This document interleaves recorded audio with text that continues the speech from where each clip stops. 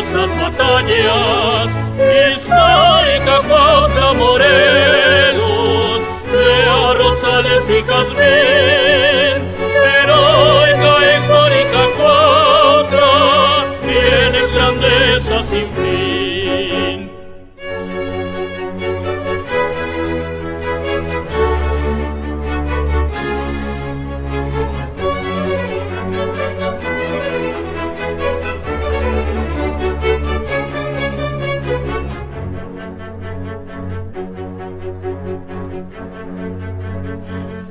Las mujeres de Cuautla, no solo hermosas, sino valientes. La intrépida te regala con su bravura siempre presente. La mariscala que alegre organizaba tanto festejo. La güera Cuéllar se arriesga buscando balas pa'l polvorén.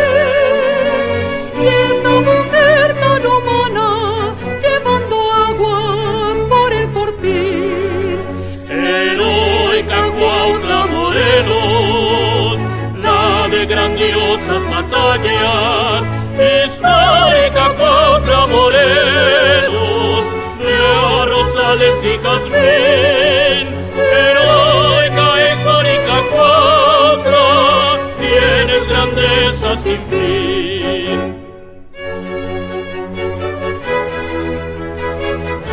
La idea es hacer una forma coloquial, y por eso a estas pláticas le pusimos coloquios del tepache. ¿Por qué el tepache? El tepache es una bebida muy propia de aquí de Cuautla, que siempre se acompaña con un buen taco de barbacoa. Esperamos que próximamente, Joaquín, lo hagamos. Entonces la idea es pasarnos un buen rato recordando esto que ha sido fundamental para la vida cultural histórica de Cuautla. Dice, en Cuautla somos dueños de un espacio corto y un tiempo histórico largo. La existencia de la ciudad se determina por una serie de lazos objetivos, descendencia común, territorio, lengua, entidad política, costumbres, tradiciones, percibida como tales por sus miembros. Tenemos como habitantes de ella la inquietud de tratar de entender su historia, de su patrimonio intangible y tangible, y a su vez explicarnos a qué fenómeno se debe un crecimiento anárquico actual. También contamos con gran parte de la gente que heredó una vida con suficiente arraigo y sentido de pertenencia para poder relatar hoy día una parte de la historia de Cuautla. Y esas inquietudes se manifestarán a través de una serie de pláticas que se van a videograbar, que organiza el Consejo de Cronistas de la ciudad, un equipo de personas interesadas en realizar varias crónicas históricas, culturales del patrimonio tangible e intangible de la ciudad. Entonces, bastante subjetivo a lo mejor lo que vayamos a decir aquí, pero bueno, vamos a decir nuestras verdades, y por eso es que iniciamos con el fútbol, tema que todos los presentes lo tenemos muy bien conocido. Entonces con esto empezaríamos y le daríamos el uso de la palabra a Joaquín. Gracias, también gracias a todos los presentes y gracias a Lina y gracias al Museo de Morelos que nos da la oportunidad de estar reunidos, y al Consejo, sobre todo los cronistas, y a los que, bueno, desde luego que tienen todo el conocimiento y, como le dije hace rato fuera de micrófonos, no de oídas, sino son protagonistas de la evolución del fútbol en Cuautla. Yo quisiera tocar el tema para ubicar el espacio que era Cuautla por los años, en la década de los 50. La población de Cuautla en ese entonces rondaba sobre los 29,000 habitantes, y el estado de Morelos andaba sobre los 280,000 habitantes, todo el estado. A 60 años de esto, hoy tenemos en Cuautla casi 200,000 habitantes y el estado de Morelos 2 millones de habitantes. Quiere decir que ha crecido de una manera desmesurada. ¿Y cuál es el propósito de tocar este tema? Bueno, no es un crecimiento natural de población. Esto significa o da a entender que Cuautla es un foco de atracción de migración. La parte que colindamos nosotros con el Estado de México, la parte de Iztapaluca, de Valle de Chalco, que padecen de agua, esa gente ha venido a residir aquí a Cuautla. En un principio empezaron a venir a las escuelas, a los servicios públicos, a la salud, a la educación, a los registros, al mercado, a vender mercancías, y hoy ya están haciendo ya su residencia permanente. Por eso es el crecimiento tan desmesurado y tan rápido, tan acelerado. No solamente es el crecimiento natural, sino las corrientes de migración. No es gratuito que tengamos ya 4 carreteras que accesamos a la Ciudad de México, esta última de Atatlauca, Chalco, que finalmente el destino es Cuautla, y la de siempre, la Panamericana, la de Mecameca, la Pera, la de Xochimilco. Realmente estamos privilegiados en comunicaciones, y por eso los flujos humanos buscan de qué manera, y Cuautla, por la tranquilidad, por el clima, la altura, pues ha sido elegida y nosotros nos hemos recibido a mucha gente. Pero esto también trae consigo otro fenómeno, el olvido de la memoria histórica de las cosas que nos ha dado identidad a los cuautlenses. Con mucho orgullo, en 1950, que todos nos conocíamos, las familias se conocen, hablábamos del fútbol y hablábamos siempre con mucho orgullo de la identidad local, y si había un jugador que destacaba, era regional, es del Zacatepec, que también es morelense.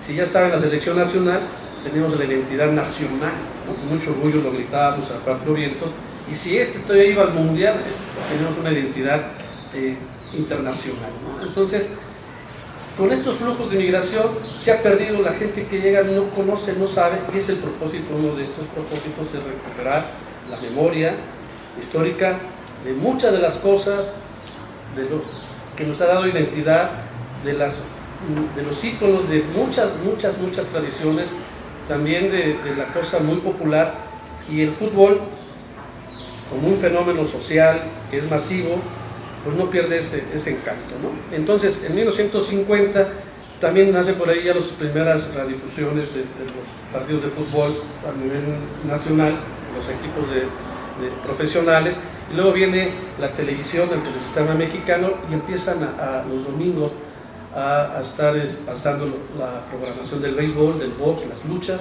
y el fútbol.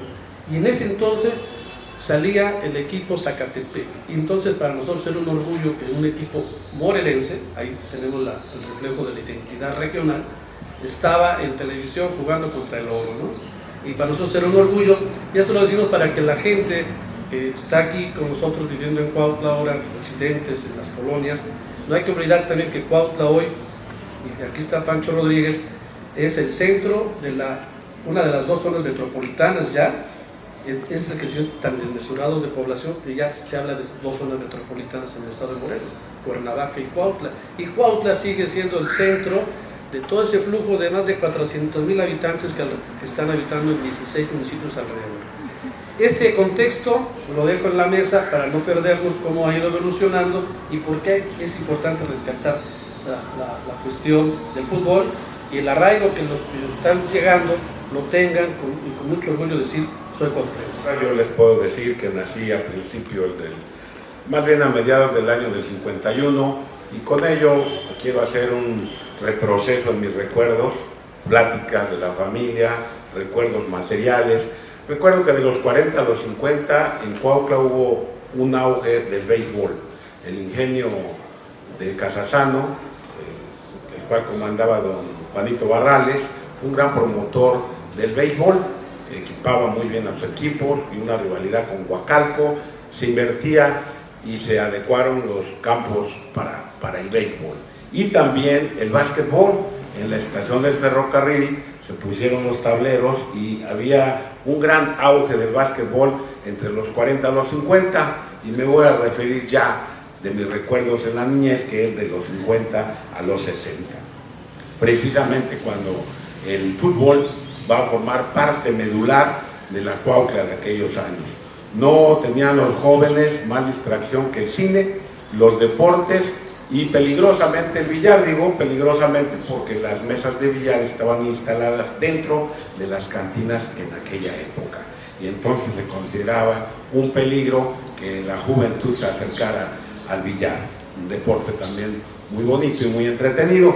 Y entonces nos quedaba nada más el cine, el básquetbol que venía a la baja, el béisbol que venía a la baja y el fútbol que va a volver una especie de locura, un furor aquí en Cuautla, cuando por situaciones muy específicas que ustedes conocen más que yo y que la relatarán, supongo, Cuautla sube a primera división.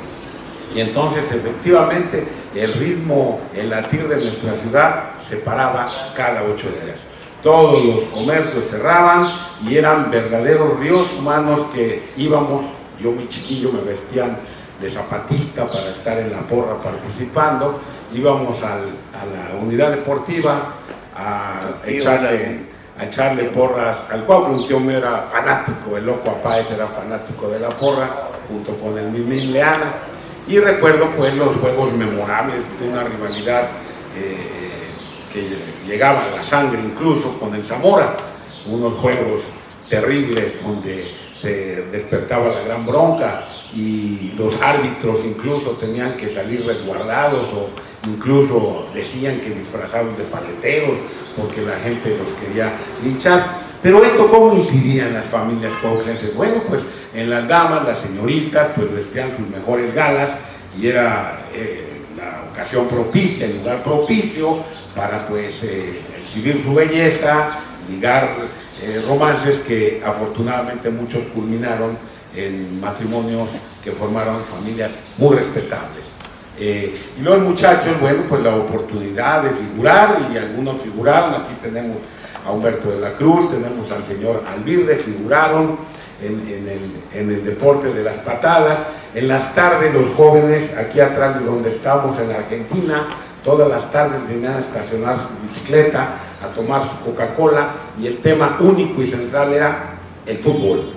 Recuerdo que la locura máxima llegó cuando, junto con mis hermanos, pretendíamos juntar llaves para hacer una estatua o un busto a Jaime Belmonte, porque Jaime Belmonte, quien había jugado con el Cuautla, o jugaba con el Cuautla, tuvo la gran hazaña deportiva de meter un gol en un mundial. Parece ser que el primer gol, que ustedes sabrán mejor que nosotros, o un empate que tuvieron y que fue glorioso, y entonces fue la locura.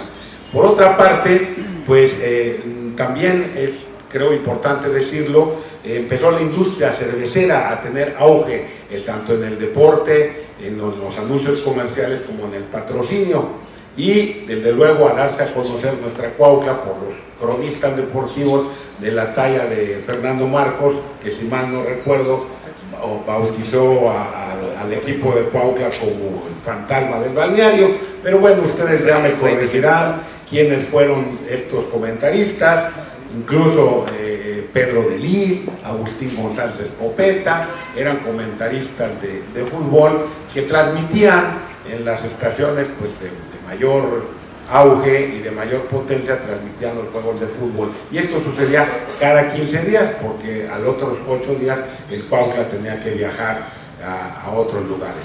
Eso es lo que yo recuerdo, esa es la incidencia que hago notar con mucha... quiero resaltarlo, pues, como ese deporte, el fútbol, como de alguna manera modificó nuestros hábitos, de alguna manera modificó nuestra Cuautla, la volvió, digamos, más, la puso en el mapa nacional. Comenzó a existir Cuautla en el mapa nacional con estos juegos, con estos encuentros deportivos. Muy escueta. Simplemente a mí lo que me llamó la atención al estudiar un poco la historia del fútbol en mi ciudad es la identidad que provocó en los habitantes de Cuautla de esos años, de los 50 principalmente, la identidad que provocó tener un equipo en segunda división o en primera división. La población se identificó totalmente con su equipo, pero lo que más llama la atención es cómo las clases sociales, que podemos decir en su momento que era una clase alta, había una clase alta en Cuautla, muy bien definida desde los años 40, en que arranca el progreso y el comercio en Cuautla de una manera que la convierte en el polo de desarrollo de la zona oriente en el estado. Entonces, todos esos grandes comerciantes españoles, unos árabes, otros italianos, todos estos gentes que traen una identidad de fuera, de una población europea o sudamericana o norteamericana, como también lo hubo, sin embargo en Cuautla recogen una identidad muy propia y regional. Y uno de los elementos que lógicamente hay muchos otros sociales que no viene al caso ahorita que mencionar, pero uno que me llamó la atención es precisamente la presencia del fútbol.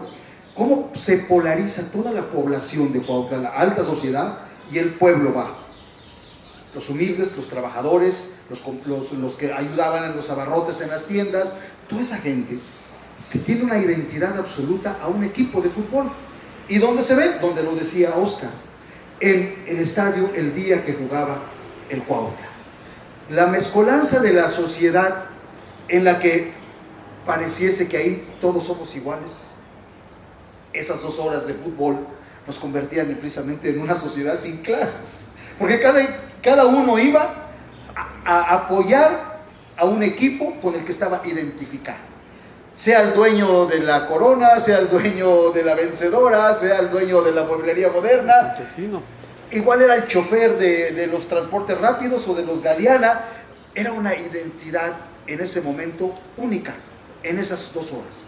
Llama la atención porque este estadio, no sé la capacidad que habrá tenido nuestro estadio en esa época, pero que eran llenos absolutos en la época de primera división, y que la población, a pesar de que a mí me da miedo hoy cuando veo las fotografías y veo el estadio que era de madera, me da miedo.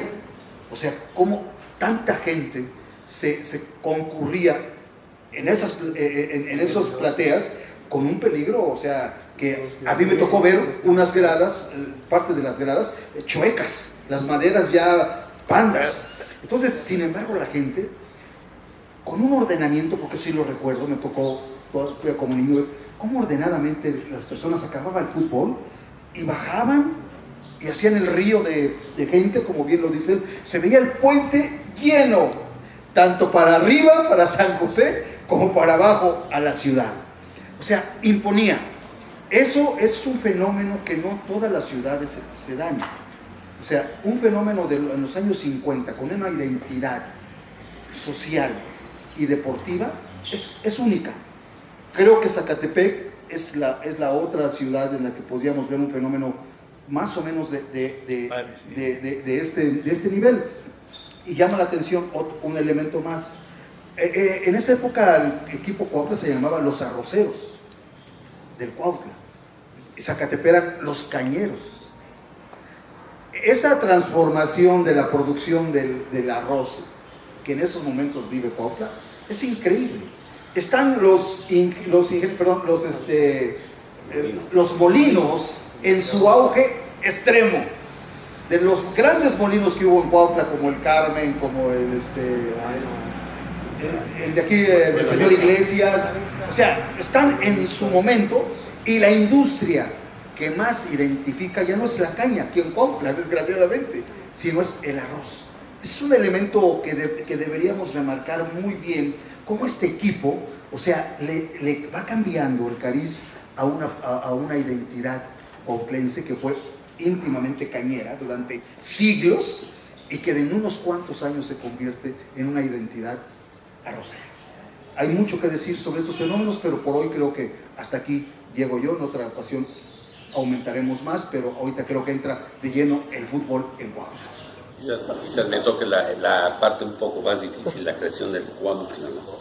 Cómo se crea el equipo de fútbol de segunda división en Cuautla, la debido a la inquietud de cuántas gentes. Primero había que remontar cómo nacen las primeras ligas de fútbol en Cuautla. Fue debido al ímpetu, a la energía que tuvo una persona que ha sido olvidada por muchos, ¿no? Porque para mí debía de haber llevado el nombre del estadio Serafín Olvera. A muchos les tocó que les cosiera los zapatos, incluso les regalaba a él los zapatos si no tenían. Bueno, a raíz de eso viene la inquietud y un grupo de personas de aquí de Cuautla, como decía Samuel, de la clase pues, la clase alta, porque eran los que tenían el dinero, se les da la idea de formar un equipo de fútbol de segunda división al año de haber sido fundada la segunda división, habiendo ascendido por primera ocasión en Toluca. Entonces se funda el Cuautla en 1950 y de acuerdo a los datos que yo recabé o que pasaron ahora sí que de voz en voz por parte de mi suegro, que conocieron bien Humberto, ellos, dice que el primer presidente, mi suegro era don Erasmo Torres Toscano, que fue también jugador en época amateur, el Águila, conocido por el Águila. Entonces el primer presidente del fútbol fue el señor Serafín Sánchez, don Seferino Sánchez. Seferino Sánchez, siendo tesorero de don Benjamín Toriz.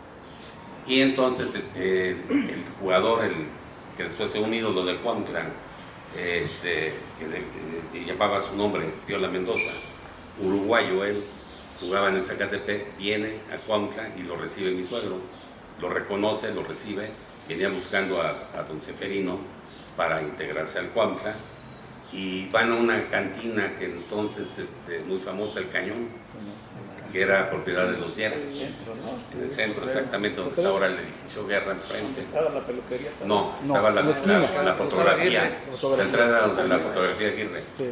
Entonces ahí mandan llamar a don Benja Toriz y ahí en la barra se firma el contrato al calor de las cervezas con Piola, que ya de aquí ya quedó. Y el primer entrenador también por palabras fue Nacho Treyes. Y el Cuautla sube en 1954 debido a una liguilla programada, patrocinada por el general Núñez, que prácticamente era el dueño de la federación. Había bajado el Atlante. Por eso, el peligro. No, había descendido, quedó en último lugar, en penúltimo lugar el Marte de Cuernavaca, que un año antes había sido campeón con esas grandes figuras que se fueron después, unos al América, otros al Zacatepec, bueno, se desparramaron, pero estuvo el Güero Cárdenas, Tito Izaguirre, José Antonio Roca, todos ellos estuvieron en el Marte, se fueron al Zacatepec. Van a la América, ¿no? Algunos fueron a la América. Ahorita yo, lo que decía el cronista Páez, Fernando Marcos no fue cronista de fútbol hasta los 60s.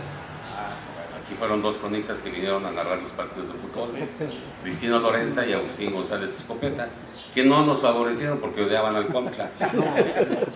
Ninguno de los dos. Comidas, ¿no? Ellos tenían un programa de café que se llamaba Café Tenampa en México, que lo transmitía la estación de radio 660 y daban los resultados del fútbol.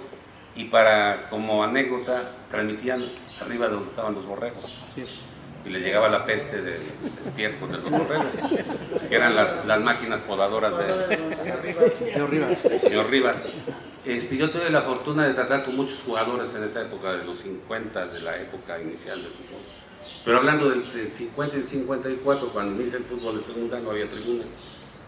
Era una malla ciclónica. A mí mi papá me llevaba, yo estaba muy niño, hasta en hombros me ponía, y me tocó ver un gol de Piola Mendoza de medio campo, y ahí se ganó a la gente. Entonces la primera tribuna que hacen, la hace don Seferino Sánchez, en la parte donde ahora está el auditorio. ¿De concreto? No, de cemento, de concreto era la de base que ya estaba. De madera, de ahí empiezan a hacer tribunitas de madera. Y dejan la barra de atrás, de la parte sur, y era el paredón, le decían, ahí metió 3 goles José Luis de la Madrid a Morelos, siendo portero de Necaxa. Entonces, digo, de historia del fútbol de Cuautla hay mucha historia que contar. ¿Qué jugadores participaron? Aquí le dio la mano el general Núñez al Cuautla para que subiera a la primera división, echándole tierra al mar. Fueron una liguilla de 5 conjuntos.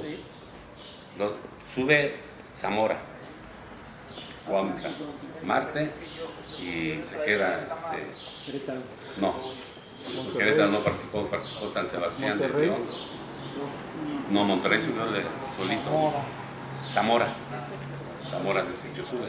¿Con quién tenía pleito? Sí, pero yo creo que los pleitos después más fuertes fueron con Irapuato. Pachuca. Cuando jugaba el Virgo ahí. No, a Mediano le tocó la época.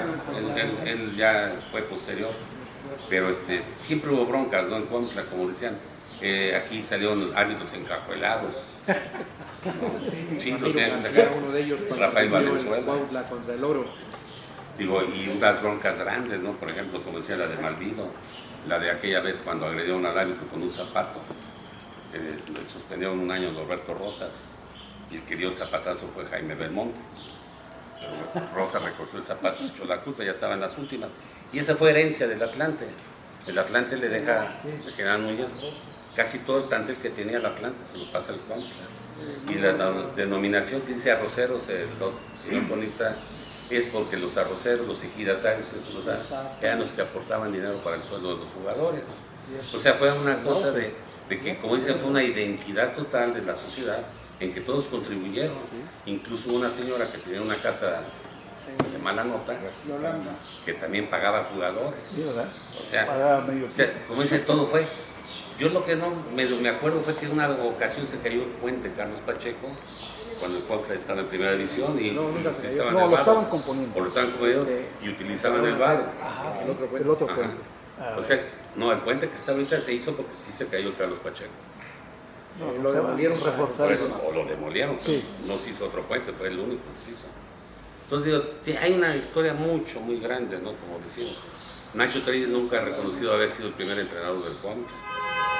Pepe Torres narró el inicio del fútbol en Cuautla y yo partiría después de ese inicio.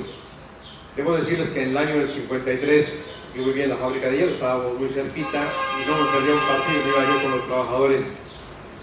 No había malla todavía, era el puro campo de fútbol, un campo de fútbol pues y de béisbol. Pésimas condiciones, había pasto porque ahí está el canal, no había todavía la reja. Los que custodiaban o cuidaban el orden eran elementos del ejército mexicano que amablemente el regimiento proporcionaba. Y me tocó ahí una bronca muy fuerte en segunda división contra el Oviedo de Pachuca, que se dieron contra todos. No, con Pachuca siempre fue. Cuando el Cuautla sube en esa famosa liguilla, mañosamente inventada por el general Núñez, en paz descanse, para no destruir el equipo, el equipo queda y el Cuautla asciende. Y el primer presidente de primera división fue, en paz descanse, mi papá, que le tocó armar el equipo. Él tenía don de amigos, hizo mucha amistad con el general Núñez, en paz descanse, con Memo Cañedo, en paz descanse, que era el directivo del Zacatepec, y a través de ellos logró armar el equipo.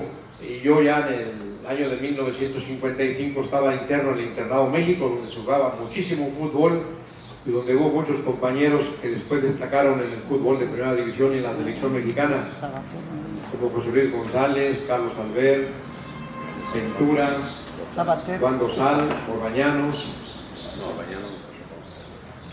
Y en ese sentido, cuando el Cuautla se arma, lo que decía Pepe, el general Núñez le proporciona al Cuautla jugadores de la talla de un argentino de apellido Samaro, un calvito que cabeceaba estupendamente bien, un peruano extremo derecho de Alba.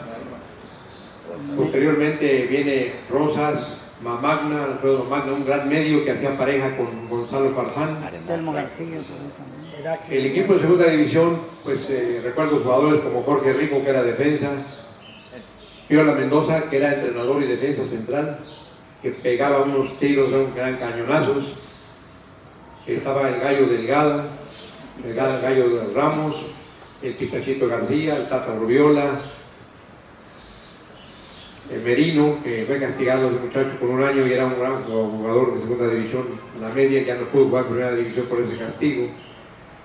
Y a mi papá tocó armar el equipo. Claro, tenía un respaldo, como ustedes dicen, de los ejidatarios, del Club de Leones, que prácticamente pues eran las fuerzas vivas de Cuautla, que eran los que construyeron la Cruz Roja, el cambio de la estatua de Morelos allá a la Alameda, construyeron la Alameda.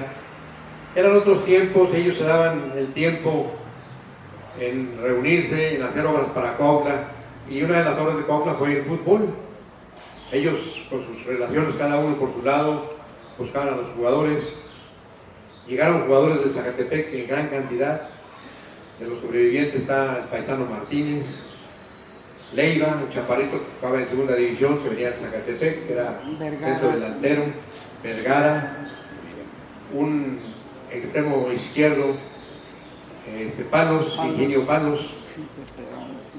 El portero era Darío Ortiz, un muchacho alto él, originario de Cuernavaca, que posteriormente al segundo torneo el Atlas lo compró y jugó él en el Atlas.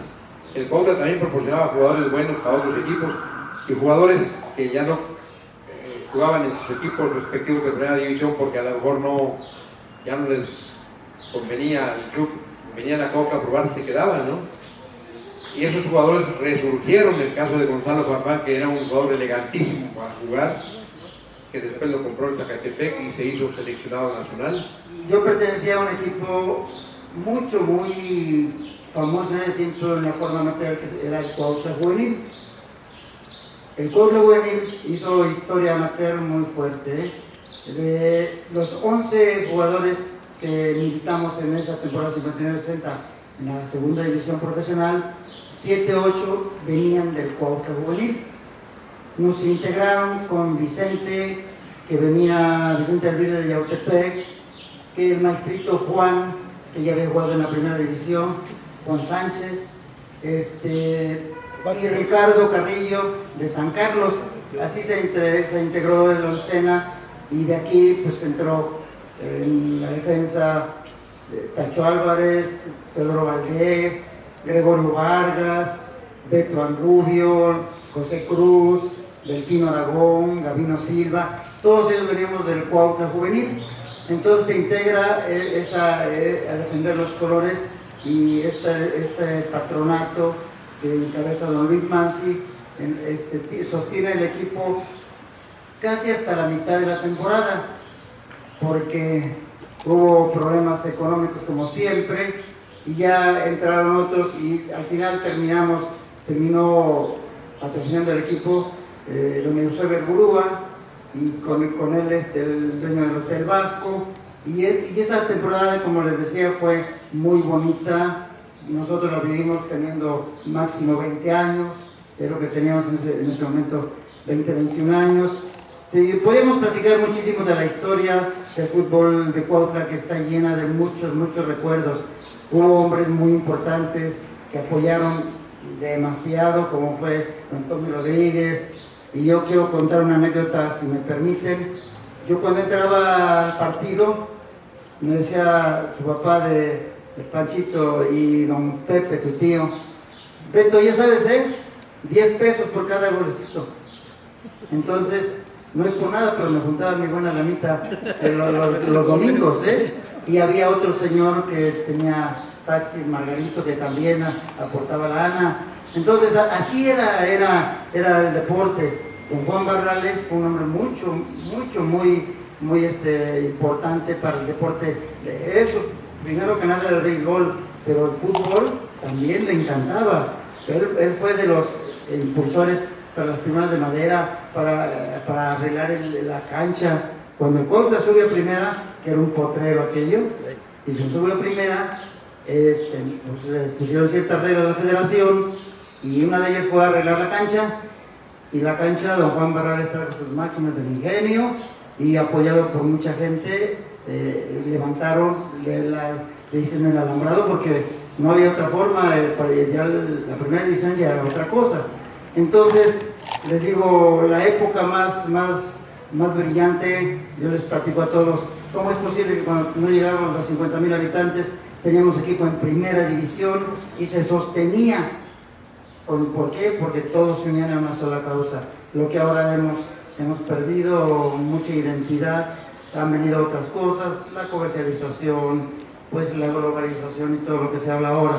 Pero definitivamente la esencia que se tiene de unir el fútbol a la gente es muy importante.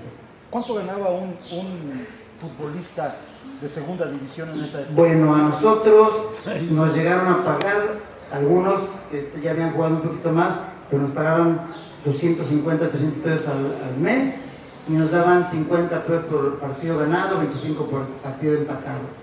Y quiero decirte que al final, pues, muchos ya no pudieron cobrar. ¿Por qué? Porque la directiva de don Luis Mansi dejó al equipo, de donde yo se hizo cargo, y pues a veces no había. Pero hubo mucha gente muy importante para nosotros en ese tiempo, que nos formó como personas. Y quiero decirles, y lo he dicho siempre, que el deporte pues también es cultura, y cultura informa a las personas, las hace sensibles, que peleamos en la cancha, que nos echamos ahí una bronca buena, pero al final tan amigos como siempre, y al contrario hasta más. Yo me acuerdo aquí del profe Carlos, él también jugó.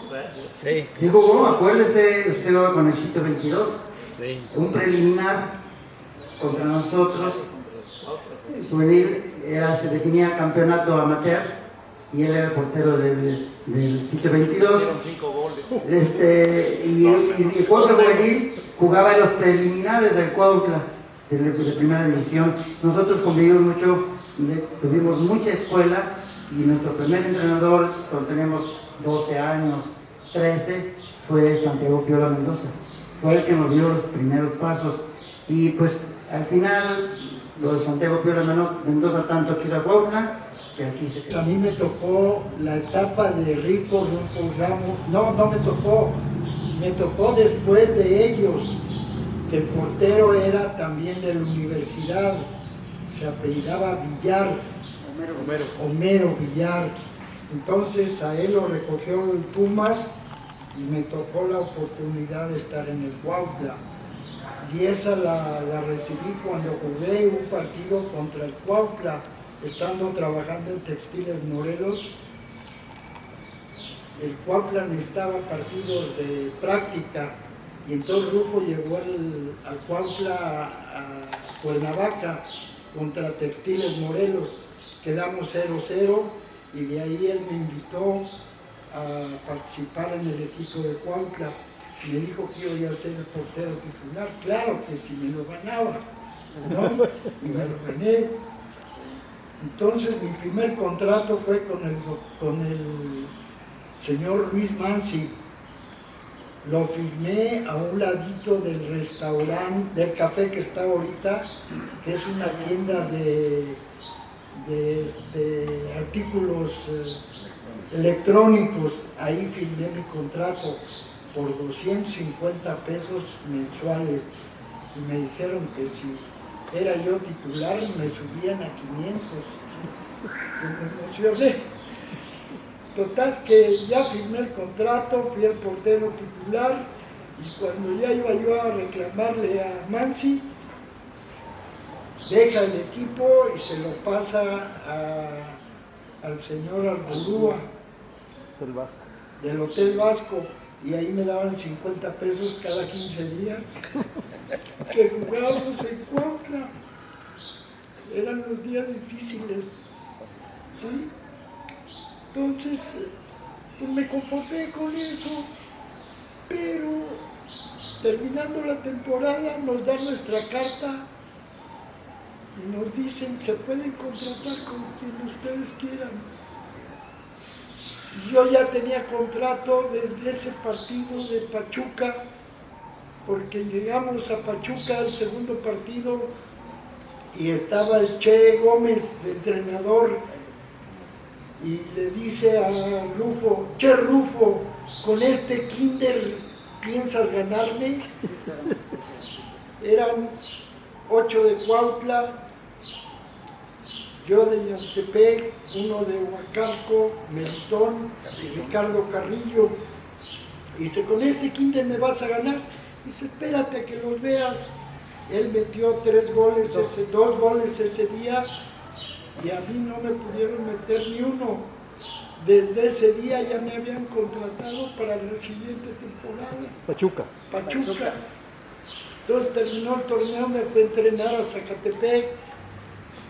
Hubo varias situaciones por las que no me pude quedar, porque ya me habían tomado las fotos y todo, nomás faltaba que firmara yo y que me dijeran el sueldo que iba a ganar.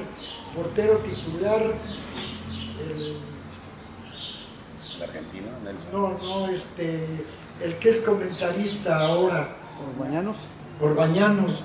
El segundo portero, Darío Ortiz, y el tercero iba a ser yo, pero por ahí llegaron a hacerme grilla. Ya tenía 3 telegramas de Pachuca y me fui a Pachuca. Duré 5 años ahí. 4 años seleccionado la Copa Kennedy a Estados Unidos y una vez a Puerto Rico, los centroamericanos y del Caribe, ganamos la medalla de oro, y de ahí al Cruz Azul, de ahí al Irapuato. Cuando estaba yo jugando en el Irapuato hubo un curso en León y lo iba a impartir Yamazaki. Y me lo encuentro y me dice, ¿qué? ¿No quieres ser árbitro? Y digo, ay, fíjese que ya fui a 2, 3 reuniones aquí en Irapuato del colegio de árbitro y me gustó. Pues órale, ¿qué quieres? Estoy dando el curso en Irapuato. Nada más preséntate. En Irapuato entrenábamos en la mañana y el curso era en la tarde. Preséntate en la tarde al curso, yo te presto una guía universal del árbitro para que estudies y echarle ganas.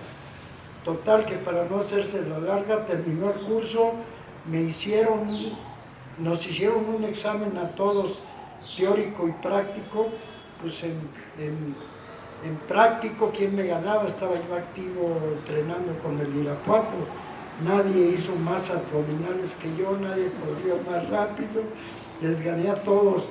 Y en el teórico le agarré a darle duro, a machetearle a la guía del árbitro y saqué el primer lugar. Y ayer me recomendó que me fuera a la Federación Mexicana de Fútbol, que ahí llegaría más rápido a primera. Pues si me he quedado en Irapuato, estando en México, duré 8 años para llegar a primera división. Ahora si me he quedado allá, pues no hubiera llegado. Pero llegué, duré 11 años de árbitro, estuve a punto de ser internacional, pero como en todas partes hay grilla, ahí también me echaron grilla y no llegué. Solamente para recordarles que cuando comienza la primera división en Cuautla, hay una euforia en la parte amateur. Se conjugan 74 equipos, entre ellos venía las Chuzas de Huacalco, Yautepec CDI, sí. Y San Carlos, donde jugó el Tehuano Entonces ahí se olvidan de un personaje como Miguel Zulbarán, que fue el que organizó la primera liga. No sé si te acuerdas, ¿verdad? Sí, como no. Después siguió Moisés Vidal. Y son importantes porque ahí venía el maestro pintor, el maestro Enrique, que también sacó muchos jugadores. Sí, nada más para eso. Con esto damos por terminada la sesión. Hoy Cuautla Morelos, la de grandiosas batallas, histórica Cuautla Morelos.